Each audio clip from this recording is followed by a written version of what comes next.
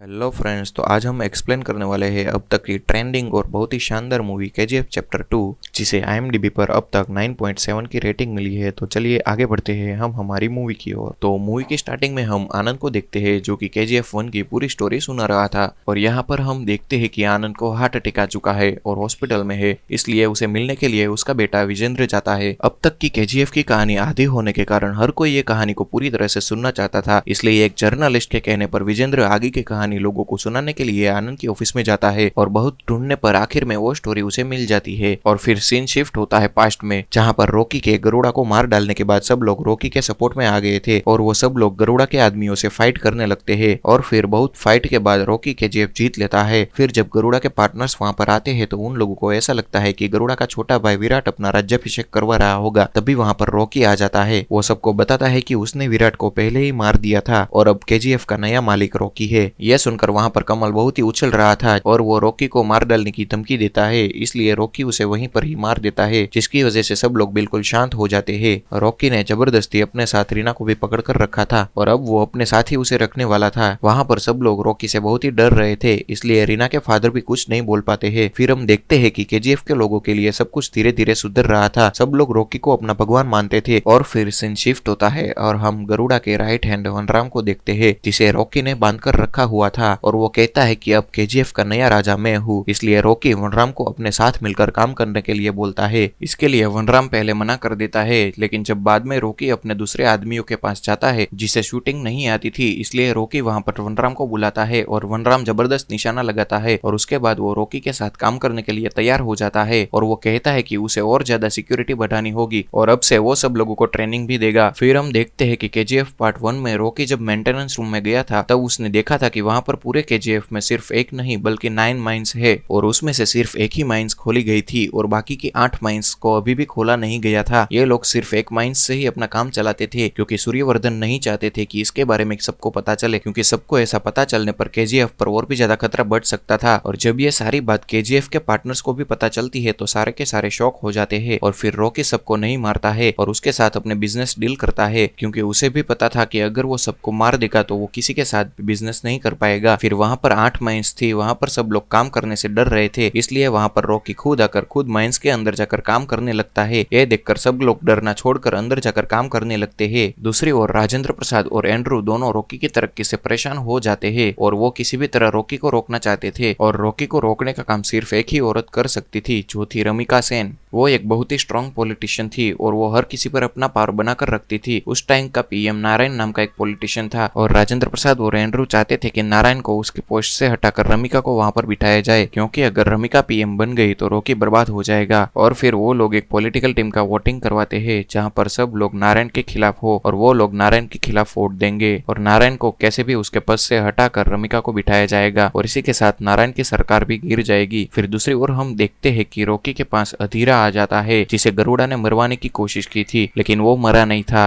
वो सिर्फ गरुड़ा के मरने का वेट कर रहा था। गरुड़ा की मौत के बाद वो केजीएफ में अपना हिस्सा लेने के लिए आ जाता है और वहां पर आकर हमला कर देता है, जिससे वहां पर मौजूद लोग मारे जाते हैं। इसके बाद अधीरा वहां से निकल जाता है। ये सिर्फ अधीरा की एक छोटी सी शुरुआत थी और फिर जो भी केजीएफ से बाहर सोने का ट्रक लेकर जाता उसे अधीरा मार देता। फिर केजीएफ के कई पार्टनर्स भी रॉकी को मारने के लिए अधीरा से जाकर मिल जाते हैं और उन लोगों का प्लान कैसे भी करके रॉकी को मारने का था। रॉकी को केजीएफ से बाहर निकालने के लिए अधीरा राजेंद्र प्रसाद को मार देता है और ये बात पता चलने पर राजेंद्र प्रसाद की बेटी रीना अपने पिता से मिलने के लिए केजीएफ से बाहर निकल जाती है। जब ये बात रॉकी को पता चलती है तो रॉकी भी उसके पीछे चला जाता है। फिर अधीरा के लोग रीना को किडनैप कर लेते हैं। फिर रॉकी उसे वहां पर बचाने के लिए जाता है और वहां पर रॉकी और अधीरा के लोगों के बीच में बहुत ही शानदार फाइट होती है और उस फाइट के दौरान अधीरा दूर से ही रॉकी को शूट कर देता है और उसके बाद मौका मिलने पर भी अधीरा रॉकी को जान से नहीं मारता है, क्योंकि उसने केजीएफ के लोगों के अंदर रॉकी के लिए बहुत ही ज्यादा इज्जत और विश्वास देखा था और वो अच्छी तरह से जानता था कि जब रॉकी ऐसे घायल होकर उन लोगों के बीच में जाएगा तो उन सबका विश्वास टूट जाएगा। और फिर जब रॉकी घायल होकर केजीएफ में वापस जाता है तो सच में सबका विश्वास टूट जाता है। दूसरी ओर मुंबई में शेट्टी और दूसरे लोग जो रॉकी से नफरत करते थे वो लोग रॉकी के पार्टनर को मरवा देते हैं। फिर जब कोई भी ट्रक केजीएफ से बाहर निकलता था तो अधीरा ट्रक में मौजूद सारे लोगों को मारकर उसकी लाश वापस भिजवा देता था। इसकी वजह से सब लोग बहुत ही ज्यादा डर जाते हैं और फिर केजीएफ के अंदर सिर्फ कुछ ही दिनों का खाना बचा था और इन सब के बीच रॉकी अभी भी घायल होता है और वो पूरी तरह से ठीक नहीं हुआ था। तभी मुंबई से शेट्टी कॉल करके उसे धमकी देता है और उसके साथ बदतमीजी भी करता है। ये सुनकर रॉकी को गुस्सा आ जाता है और वो फिर अपने चाचा को कॉल करता है जिसके साथ वो मुंबई में रहता था और उसकी मदद से वो एक हेलीकॉप्टर मंगवाकर उसमें काफी सारा सोना और रीना को लेकर दुबई चला जाता है। ये देखकर केजीएफ के सारे लोगों को लगता है कि रॉकी इन सबसे डर कर यहाँ से भाग गया है, लेकिन असल में रॉकी दुबई में खलील नाम के आदमी से मिलने के लिए जाता है और उसके साथ वो बिजनेस डील करने की बात करता है कि वो अफ्रीका से डायरेक्ट इंडिया में उसका सोना लेकर आएगा। पहले खलील उसके लिए मना कर देता है क्योंकि रॉकी खुद भी घायल था। तभी खलील को पता चलता है कि रॉकी ने अपने चाचा की मदद से मुंबई में खलील के सारे पार्टनर्स को मरवा दिया है और खलील के साथ जो भी लोग उसके साथ में खड़े थे उसमें से आधे लोग रॉकी के हैं। और वहां पर खलील के साथ डील फिक्स करने के बाद रॉकी केजीएफ में वापस आता है और वनराम को सारे ट्रक्स बाहर निकालने के लिए बोलता है। वहां दूसरी ओर अधीरा उसका वेट कर रहा होता है और वो देखता है कि रॉकी केजीएफ में वापस आ गया है और उसके पीछे ट्रक्स भी है। तभी अधीरा के लोग उस पर गन पॉइंट कर देते हैं कि तभी वहां पर ट्रक के अंदर से रॉकी के बहुत सारे लोग बेहतरीन गन्स के साथ बाहर निकलते हैं। इसके सामने अधीरा के लोग टिक नहीं पाते हैं और एक तरह से अधीरा हार जाता है। अगर रॉकी चाहता तो उसे वहीं पर मार सकता था, लेकिन वो उसे छोड़ देता है। साथ में वो अलग अलग पॉलिटिशियंस को धमकी देकर नारायण की सरकार को भी गिरने से बचा लेता है और इस तरह से रॉकी का बिजनेस बहुत ही ज्यादा बढ़ जाता है क्योंकि वो लगातार पूरे 9 माइंस में से सोना निकल रहा था। और उसके बाद वो मुंबई में जाकर शेट्टी को मार देता है और उसके बाद कुछ साल ऐसे ही बीत जाते हैं और अगले इलेक्शन का टाइम आ जाता है और फिर नारायण रॉकी को मिलकर रमिका को मारने के लिए कहता है। वो कहता है कि अगर रमिका जिंदा रही तो वो केजीएफ को बर्बाद कर देगी।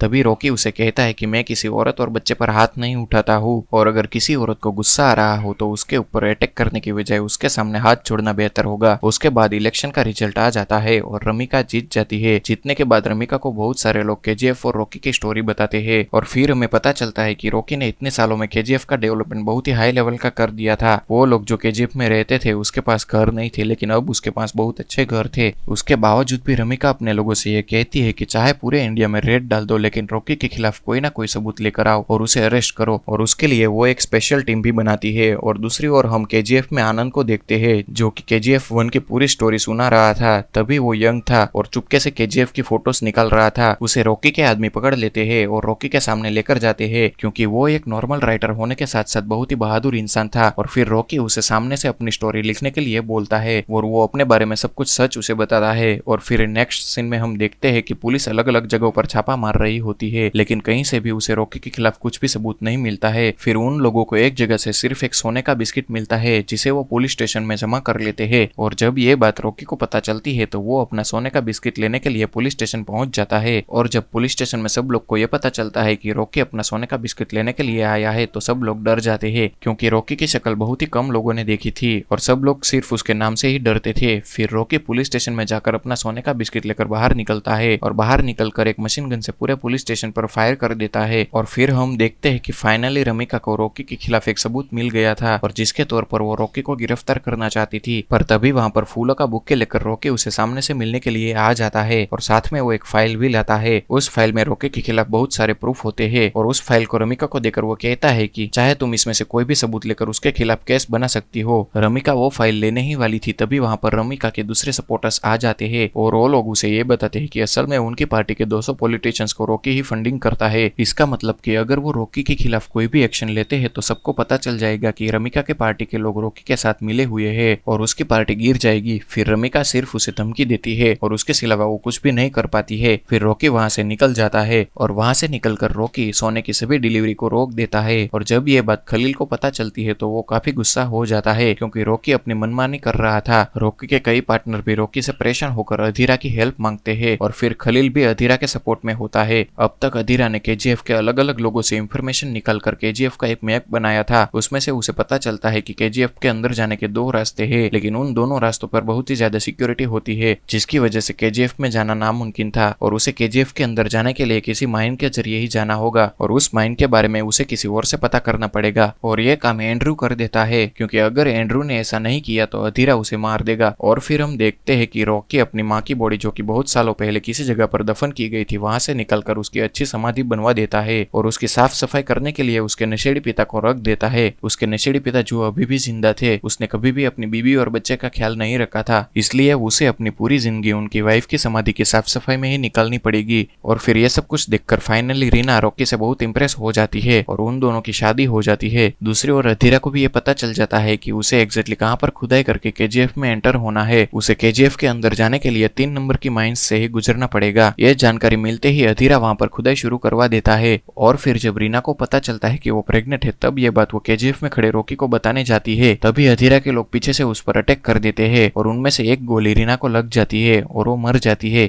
रीना की मौत से रॉकी को बहुत ही बड़ा झटका लगता है और आखिर में रॉकी और अधीरा के बीच में खतरनाक फाइट हो जाती है, जिसमें रॉकी अपना पुराना हथियार हथौड़ा लेकर अधीरा पर अटैक कर देता है और उसकी बहुत ही पिटाई करता है। उसके बाद अधीरा की गर्दन तोड़ देता है और उसे जान से मार देता है। और फिर वहां पर रॉकी को पता चल गया था कि अधीरा को माइंस की इंफॉर्मेशन बाहर से मिली थी और वो तुरंत ही अपने लोगों के साथ मिलकर सीधा पार्लियामेंट में पहुंच जाता है। पार्लियामेंट में बहुत ही सारे पॉलिटिशियन बैठे होते हैं और वहां पर रमिका स्पीच दे रही होती है। वहां पर रमिका का ये प्लान होता है कि चाहे उसे इस्तीफा ही क्यों ना देना पड़े लेकिन वो रॉकी के खिलाफ अरेस्ट वारंट निकलवा कर ही रहेगी। तभी वहां पर रॉकी आ जाता है और सबके सामने नारायण को शूट करके मार देता है, क्योंकि वो आखिरी आदमी नारायण ही था जिसने अधीरा की हेल्प की थी और पहले से ही छिपकर वो सारी चाल चल रहा था। और ये सारा प्लान उसी का ही था कि वो रॉकी को केजीएफ में भेजकर गरुड़ा को मरवाने के बाद रॉकी को भी मरवा देगा और केजीएफ को खुद के कंट्रोल में ले लेगा। और यहाँ पर रॉकी ने सबके सामने पार्लियामेंट में जाकर एक पॉलिटिशियन को मारा है, तो अब सरकार के पास रॉकी के खिलाफ बहुत ही सारे सबूत आ जाते हैं और फिर रमिका रॉकी के खिलाफ डेथ वारंट निकलवा देती है। और उसके बाद रॉकी को मारने के लिए केजीएफ में बहुत ही बड़ी फोर्स जाती है, जो कि केजीएफ में रहने वाले सभी लोगों को बाहर निकाल देते हैं ताकि वो रॉकी को ढूंढ सके। तभी हमें पता चलता है कि रॉकी वहां पर नहीं है और अगले सीन में हम रॉकी को देखते हैं जो कि एक शिप पर होता है। उस शिप पर उसने अभी तक का सारा सोना रखा होता है और यह सोना बहुत ही ज्यादा होता है। रमिका को भी ये बात पता चल जाती है क्योंकि खुद रॉकी ने उस शिप के बारे में रमिका को ये बात बताई थी। रॉकी को भी ये बात पता चल गई थी कि अब उसका अंत आने वाला है, इसलिए वो खुद ये इंफॉर्मेशन उसे दे देता है और वो खुद भी सारे सोने के साथ मरना चाहता था क्योंकि वो सारा सोना उसके साथ पानी में डूब जाएगा और किसी को भी उस सोने के बारे में कभी भी पता नहीं चलेगा। और ये सब बिल्कुल उसके प्लान के मुताबिक ही होता है। शिप की जानकारी मिलते ही सारे फाइटर प्लेन्स रॉकी की शिप के ऊपर अटैक कर देते हैं और उसकी पूरी शिप ब्लास्ट हो जाती है। रॉकी के साथ साथ सारा सोना पानी के अंदर डूब जाता है और कभी भी दोबारा किसी को नहीं मिलता है। फिर रमिका रॉकी के बारे में हर एक एविडेंस को मिटा देती है और साथ में वो ये भी बताती है कि कहीं पर भी रॉकी का जिक्र ना हो और किसी को भी इसके बारे में कुछ भी पता ना चले, इसलिए सिर्फ एक आनंद ही होता है जिसको रॉकी के बारे में सब कुछ पता होता है। आनंद इस पूरी स्टोरी को लिखता है और बाद में उसे पब्लिश भी करता है और इसी के साथ हमारी मूवी यहाँ पर खत्म होती है। तो दोस्तों, अगर आपको हमारी ये वीडियो अच्छी लगी हो तो प्लीज लाइक करें, शेयर करें और सब्सक्राइब करना बिल्कुल भी ना भूलें।